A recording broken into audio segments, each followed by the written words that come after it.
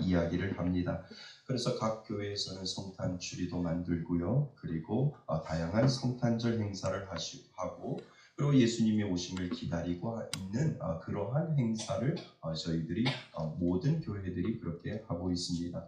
그래서 성탄절 추리는 12월 첫째 주 대림절이 시작하는 그 주간부터 이렇게 추리를 달아놓고요. 그리고 우리 교회에서는 기다림이라고 하는 제목을 가지고 예수 그리스도가 이 땅에 오시는 그 기다림이라고 하는 것이 무엇인가라고 생각을 해서 우리들 마음속에 한 달 동안 크리스마스 성탄절을 준비하면서 내가 과연 무엇인가를 기다리고 있는가라고 하는 그러한 생각을 하기 위해서 이렇게 현수막을 저희들이 달아 놓았습니다.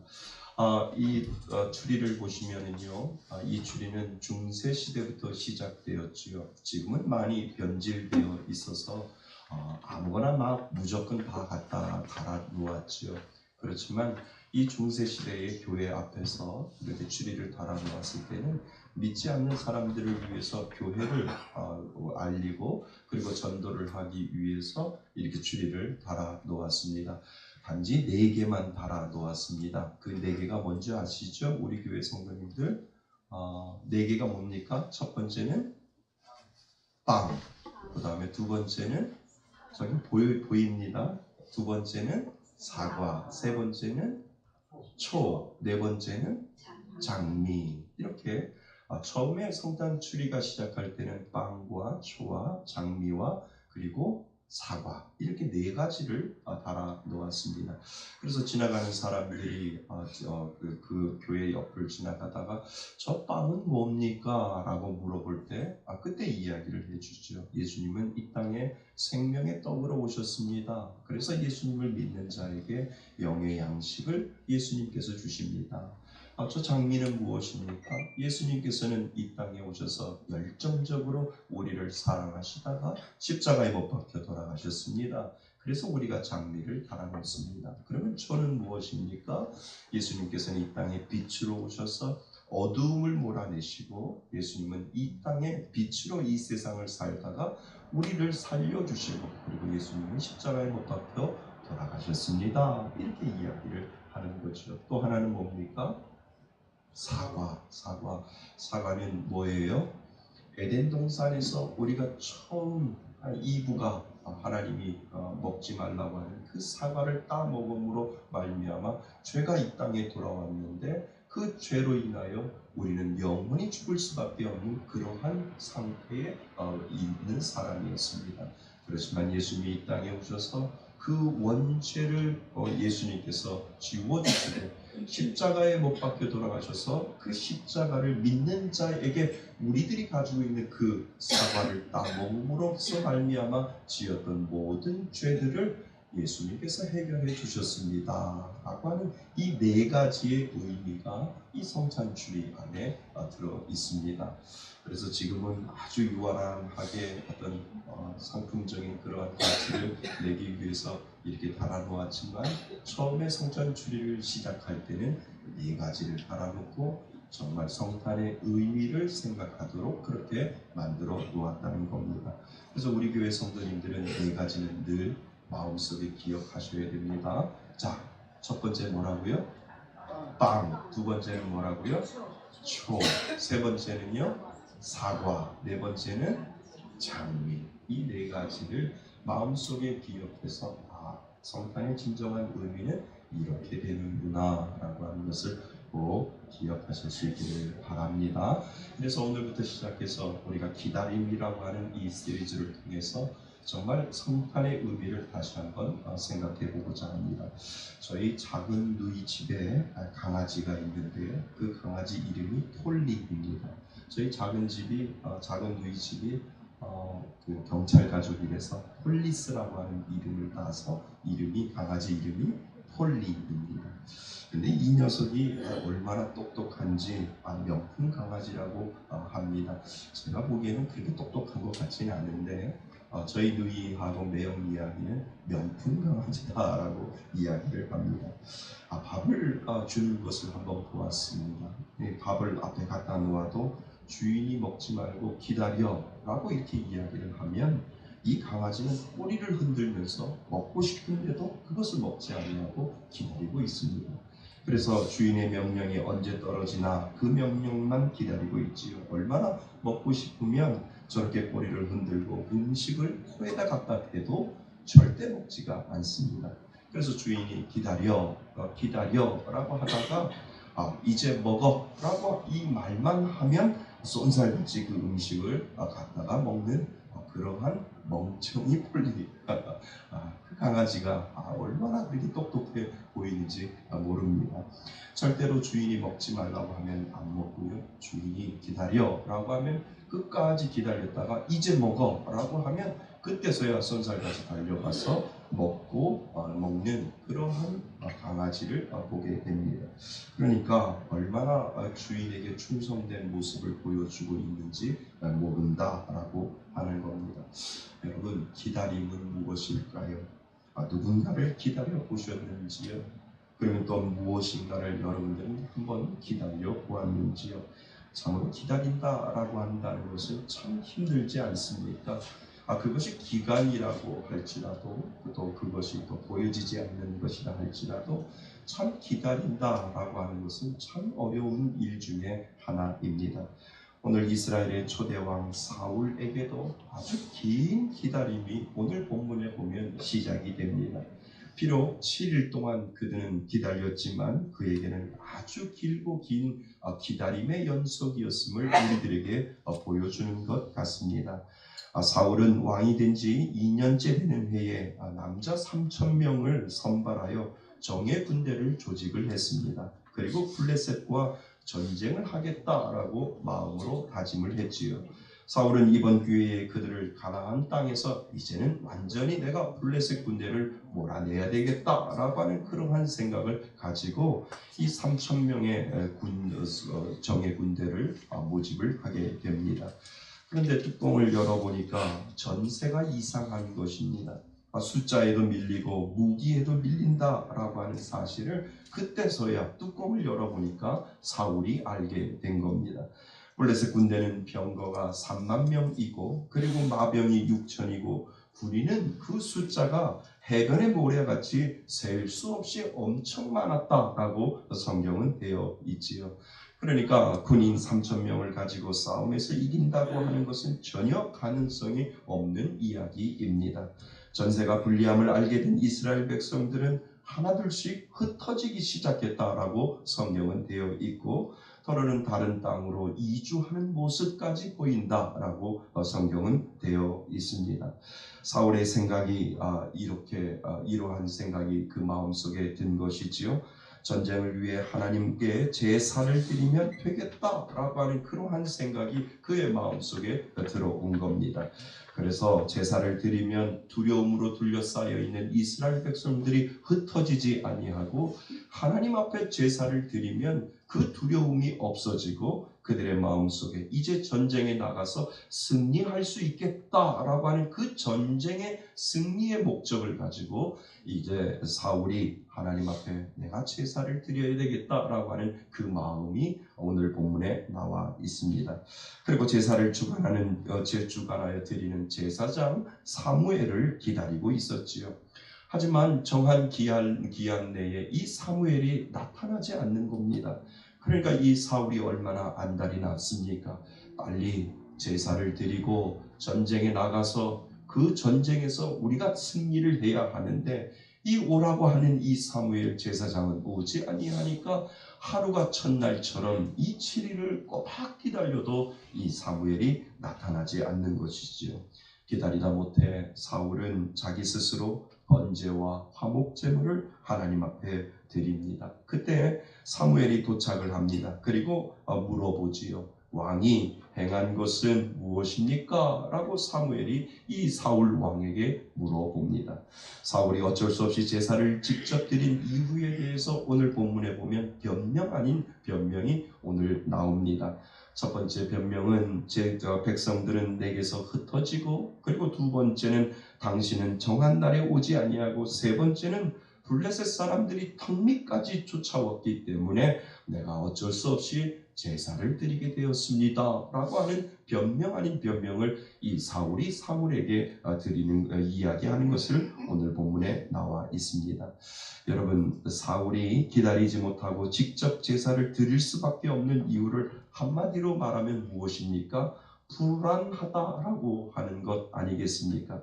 백성들이 흩어져서 불안하고, 그리고 제사를 빨리 드려야 하는데 오지 않아서 불안하고, 그리고 블레셋 군대가 턱밑까지 왔기 때문에 내가 불안해서 못 살겠습니다 라고 하는 이 믿음의 고백이라고 하는 이 고백을 지금 사무엘에게 하고 있는 것이죠. 그래서 그 불안을 해결하는 방법은 제사장이 아님에도 불구하고 빨리 제사를 드리면 이 모든 불안이 해결될 것으로 생각한 것이죠.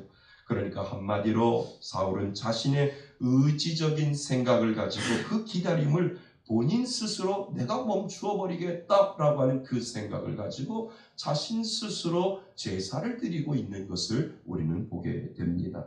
그러니까 나는 기다리지 못해. 나는 기다릴 수 없어. 나는 지금 내 마음속에 불안한데 이 불안한 것을 내 스스로 나는 끊어버려야 되겠다라고 하는 그 생각을 가지고 이 사울 왕은 스스로 제사를 드리게 되는 것을 오늘 본문은 우리들에게 이야기해 주고 있습니다.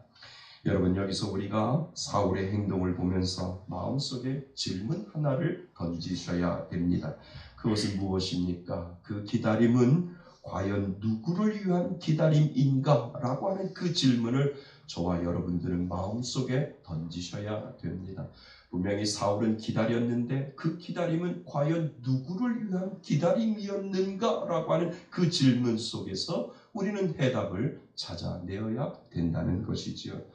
사울에게 있어서 그 기다림의 목적은 불안 해소였지요. 사울에게 있어서 그 목적은, 분명히 기다림의 목적은 내가 빨리 제사를 드리고 나서 전쟁에 나가면 전쟁에서 분명히 승리할 것이다 라고 하는 자기중심적인 생각이 그 마음속에 분명히 있을 겁니다. 그래서 오늘 우리가 눈여겨볼 단어가 있는데 12절 말씀 우리 한번 잠깐 볼까요? 12절 말씀에 보면 이에 내가 이르기를 블레셋 사람들이 나를 치러 갈 길갈로 내려오겠거늘 내가 여호와께 은혜를 간구하지 못하였다 하고 어떻게 하여? 부득이하여 번제를 드렸나이다. 그러니까 이 부득이하여 사울이 하나님 앞에 번제를 드리고 있는 장면이 오늘 본문에 나와 있습니다. 그러니까 그것이 잘못됐다라고 하는 것을 아는 겁니다. 잘못됐는데 부득이하여 내가 제사를 직접 드렸습니다 라고 하는 그 고백을 지금 사울이 하고 있는 것을 우리는 보게 됩니다. 여러분, 우리가 예배를 드리잖아요. 그럼 그 예배의 목적은 무엇일까? 우리는 생각해 보셔야 되지요. 나를 위한 예배인가? 아니면 하나님을 위한 예배인가? 최소한 우리는 이 질문을 우리 스스로 던져보아야 됩니다. 최소한 오늘 본문에 따르면 사울은 자기 자신을 위한 예배를 드렸다라고 하는 겁니다. 그때 사무엘은 그 예배를 한마디로 평가를 하는데, 나를 위한 예배와 하나님을 위한 예배 중에 나를 위한 예배를 드렸을 때 사무엘이 그 사울을 통하여 하는 평가가 바로 13절 말씀에 나와 있습니다.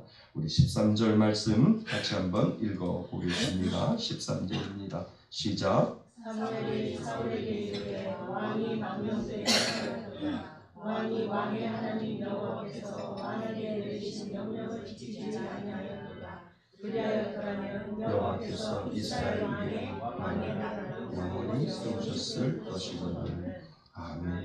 사무엘이 한마디로 이 사울이 드렸던 그 제사를 당신은 망령되이 행하였습니다. 하나님 앞에 망령되이 행하였다라고 평가를 내리는 것을 오늘 본문은 우리들에게 가르쳐주고 있지요.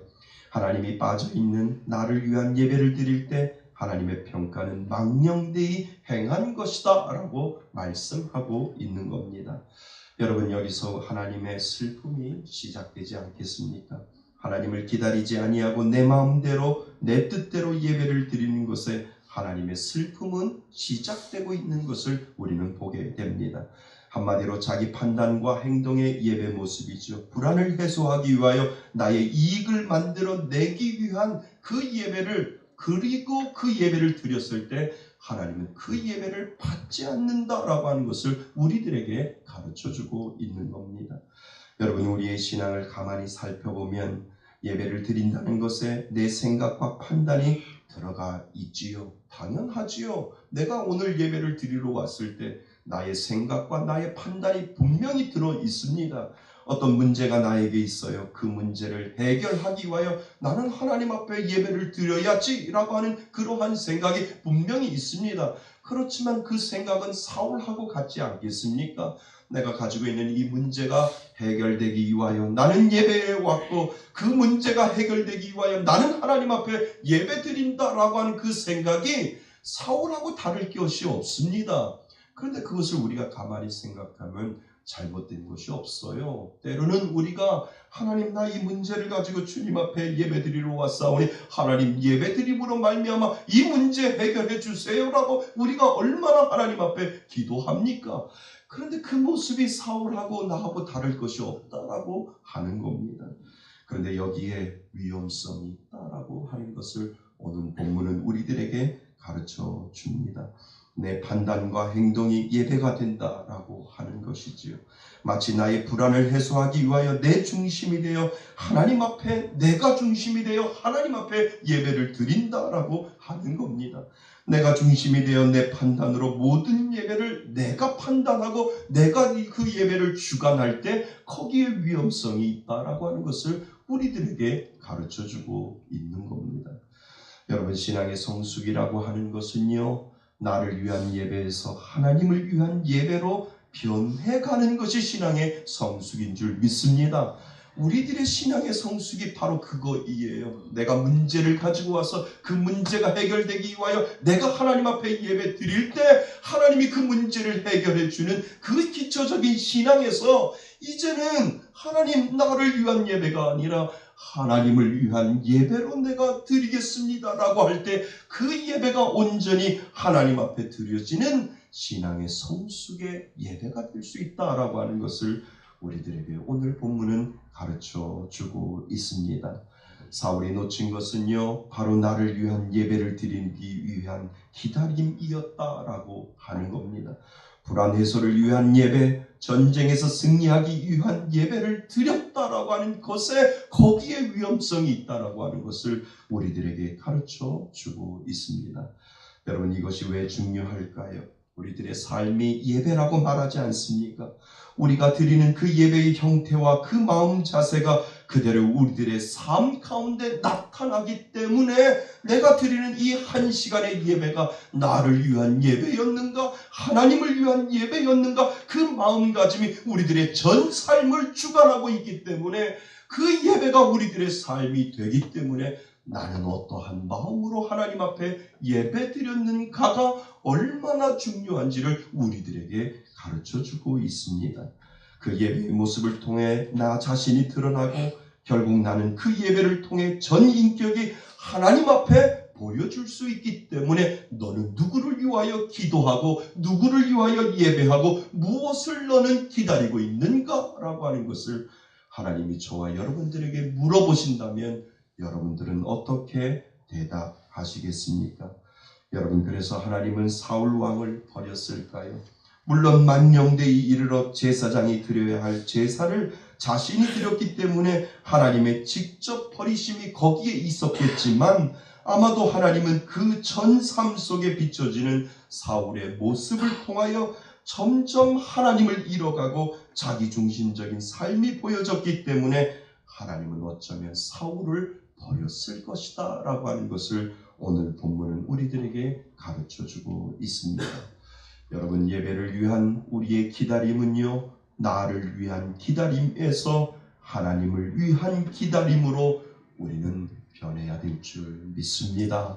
그것이 바로 신앙의 성숙이요, 하나님의 능력이 임하는 예배의 삶이 바로 거기에 있다라고 하는 것을 오늘 본문은 우리들에게 가르쳐주고 있습니다. 맞습니다. 때로는 우리는 나를 위한 예배를 드리기 위하여 오늘 이 자리에 오실 수 있습니다. 하지만 그것이 점점 변하여 하나님, 나를 위한 예배가 아니라 온전히 하나님을 위한 예배를 드릴 때 그곳에서 하나님의 능력이 나타나고 그곳에서 하나님의 놀라운 역사가 나타난다라고 하는 사실을 오늘 우리들에게 가르쳐 주고 있습니다. 여러분, 그런데 희한하게 우리들의 마음이 점점 변하여 하나님을 위한 예배가 내 마음의 진정으로 모이게 된다면 사실 우리의 불안은 점점 없어지게 됩니다. 나의 염려는 점점 없어집니다. 왜냐하면 그 모든 것을 하나님이 그 예배 가운데 하나님이 주인이시기에 하나님을 위한 예배를 드립니다라고 그 믿음의 고백을 하나님 앞에 올려드릴 때 하나님이 우리들의 전 삶을 책임져 주시기 때문에 그렇다는 것이지요. 만약 사울이 그것을 알았다면 전쟁에서 숫자에 밀리고 무기에서 밀려도 나는 오로지 하나님께 예배드리고 그리고 그 전쟁에서 이기든 지든 상관없이 나는 하나님 앞에 그 이름을 높여드리겠다, 하나님 앞에 제사를 드리겠다라고 하는 그 마음의 제사로, 그 마음의 자세로 하나님 앞에 예배를 드렸다면 어쩌면 사무엘이 늦게 온다 할지라도 그는 그 불안 속에서 있지 않았을 것이다 라고 하는 것을 우리들은 알 수가 있습니다. 왜냐하면 전쟁은 누구에게 속한 것입니까? 전쟁은 하나님 앞에 분명히 속해 있다라고 성경은 말해주고 있습니다. 그러니까 우리는 나의 문제를 바라보고 예배를 드리는 것이 아니라 우리는 하나님을 바라보고 예배를 드릴 때 우리의 문제가 해결될 줄 믿습니다. 그러니까 우리가 하나님 앞에 나가는 거예요. 하나님, 나는 문제를 가지고 하나님 앞에 예배에 나왔사오니 하나님 나의 문제를 해결해 주세요가 아니라 하나님, 문제가 있어도 걱정 없어요. 하나님, 염려가 있어도 걱정 없어요. 나는 오로지 온 마음과 정성을 다하여 하나님을 위하여 기도하고 하나님을 위하여 예배드리겠습니다라고 하는 그 마음의 소원을 드릴 때 어느 순간에 우리들의 문제는 해결될 줄 믿습니다. 그 예배의 주관자가 하나님이시고 그 예배의 책임자가 하나님이시기에 하나님께만 온전한 예배를 드릴 때 하나님께서 우리들의 문제를 덮어주실 줄 믿습니다. 언제 이스라엘 백성들이 군사적 우세로 승리를 하였던 것을 성경에 나와 있습니까? 아닙니다. 열세적인 숫자적인 열세에도 무기적인 열세에도 승리는 하나님 앞에 매달려 있는 자에게 승리를 주셨다라고 하는 것을 성경 곳곳에 나와 있는 것을 우리는 알게 됩니다. 그러니까 문제에 매달려 있는 것이 아니라 하나님께 매달릴 때 문제가 해결될 수 있다라고 하는 그 사실을 오늘도 꼭 기억하실 수 있기를 바랍니다. 여러분, 문제를 보고 예배를 드리는 것이 아니라 하나님을 보고 예배 드릴 수 있는 성숙한 신앙인이 되실 수 있기를 바랍니다. 사랑하는 성도 여러분, 그 기다림 속에 하나님이 없다면 무슨 소용이 있겠습니까? 우리는 대림절 예수 그리스도의 이 땅에 오심을 기다리고 있습니다. 과연 그 기다림은 누구를 위한 기다림이신가? 라고 하는 것을 우리 스스로 다시 한번 생각해 보았으면 좋겠습니다. 하나님을 위한 기다림일까요? 나를 위한 기다림일까요? 하나님을 위한 기다림이 내 안에 차 있다면 우리들의 신앙은 점점점 성숙해지는 줄 믿습니다. 이 땅에 하나님이 나를 위해 오셨는데 하나님은 무슨 마음으로 아들을 이 땅에 보내주셨을까? 왜 예수님이 이 땅에 오셨을까? 그 예수님을 위해 나는 어떠한 마음을 드릴까? 이 모든 생각과 행동이 바로 하나님을 위한 기다림이 되는 줄 믿습니다. 여러분들이 가지고 있는 문제를 뛰어넘어 하나님을 갈망하며 하나님만을 기다리는 그 기다림을 하나님 앞에 드릴 때 우리는 온전한 예배자가 될 줄 믿습니다. 그 축복을 다 받아 누릴 수 있는 귀한 대림절이 되시기를 주님의 이름으로 축원드립니다. 아멘.